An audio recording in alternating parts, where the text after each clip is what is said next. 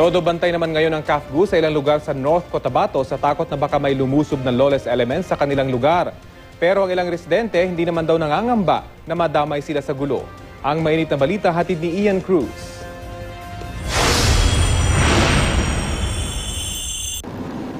Sa pagitan ng mga bayan ng Alyosan at Pikit sa North Cotabato, maraming kalalakihan ang sumapi sa Citizens Armed Forces Geographic Unit o CAFGU. Halos lahat ng bahay rito may CAFGU. Noong dekada 90 at 2008, nakatikim na raw kasi sila ng harassment mula sa mga rebelde. Kaya naman gusto nilang maging handa sa paglaban.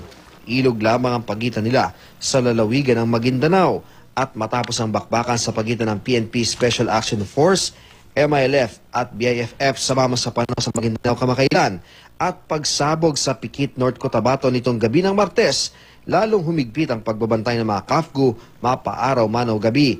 Ang kanila kasing pinangangambahan, baka raw may lumusob pa na tinatawag na lawless elements sa kanilang lugar.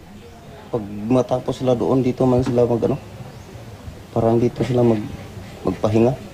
Sa isa namang komunidad sa bayan ng Pikit, tuloy ang buhay ng mga residente.